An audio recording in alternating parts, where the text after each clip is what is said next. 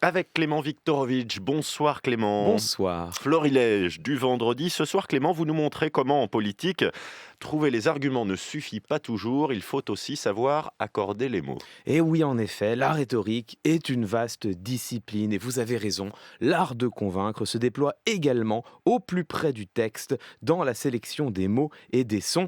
C'est ce que nous allons voir ce soir avec une première déclaration. Elle nous vient de Jean-Baptiste Lemoyne, le secrétaire d'État chargé du tourisme. Il était ce matin dans les 4 vérités sur France 2 et il insistait sur l'importance du rappel vaccinal. On est mieux couvert quand on a le rappel, et l'efficacité du rappel, il est sans appel. Ah, l'efficacité du rappel qui est sans appel. Alors ce que nous venons d'entendre, c'est un procédé que nous avons déjà croisé ici ou là, on appelle ça une paronomase. La paronomase, c'est la figure qui consiste à utiliser dans la même phrase 2 mots dont les sonorités sont proches. On la retrouve souvent dans des proverbes, par exemple « qui vole un œuf vole un bœuf » ou, comme ici, l'efficacité du rappel est sans appel. Et d'ailleurs, c'est loin d'être la première fois que la proximité entre ces 2 mots est utilisée dans le champ politique. Écoutez par exemple Gabriel Attal, le porte-parole du gouvernement, il était le 19 octobre dernier sur RTL. C'est très important pour les personnes qui sont éligibles de procéder au rappel. Donc ce matin, oui, je lance un appel au rappel. Un appel au rappel, la formule est légèrement différente, mais le procédé, lui, est identique. Et est-ce qu'il y a un pur effet de style ici ou une certaine efficacité? À quoi ça sert ce procédé? Et non, vous avez raison, derrière l'effet de style, il y a bien un véritable impact rhétorique. La force de la paronomase, c'est qu'elle crée un effet d'évidence. Parce que les mots se répondent, parce que les sons s'accordent, nous avons l'impression que le sens coule de source. Pour le dire en une phrase, l'élégance des résonances amplifie la puissance du raisonnement.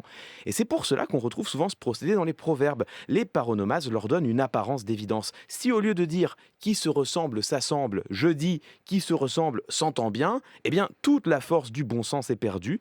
Et c'est vrai aussi en politique, ces formules renforcent de fait les plaidoyers en faveur du rappel vaccinal tout en économisant une partie de l'argumentation. Si je vais bien, c'est le vaccin. Si par exemple je suis votre exemple, est-ce qu'on peut aller au-delà, Clément, dans le jeu des sonorités? Alors oui, tant qu'à faire, on peut utiliser 2 mots dont les sonorités ne sont pas seulement proches, mais identiques. Écoutons par exemple Éric Zemmour, mardi dernier, à la sortie de son interview par Gilles Boulot, il estimait que le journaliste de TF1 ne l'avait pas traité équitablement. Monsieur Boulot n'a pas fait son travail. Monsieur Boulot a voulu faire le malin devant ses confrères.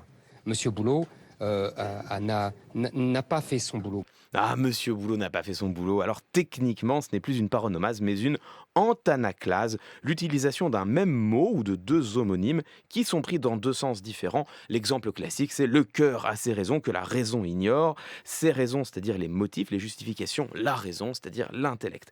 En termes d'effet produit, l'antanaclase est proche de la paronomase. C'est surtout un effet d'évidence avec une petite nuance. Comme la figure est plus visible, elle risque aussi de devenir facilement caricaturale. Légèrement. Légèrement, voilà. Avec Éric Zemmour, déjà, c'était limite. Certains jugeront la tournure bien ficelée, d'autres la percevront comme un peu trop appuyée. Mais écoutez ce dernier exemple. On le doit à Carole Delga, la présidente de la région Occitanie. Elle était l'invitée de Jean-Jacques Bourdin le 16 novembre dernier. Il faut laisser le temps au temps.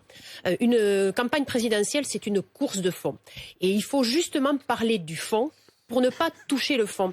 Et voilà, incroyable, 3 Et à au fond, elle a la raison. suite. Au fond, elle a raison. Le mot fond employé dans ces 3 sens différents, c'est exceptionnel.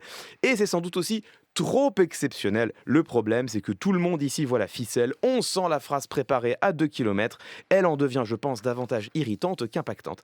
Alors, prenons garde, les hommes politiques, mais nous aussi, quand nous cherchons à employer des procédés rhétoriques, plus ils s'effacent et plus ils deviennent efficaces.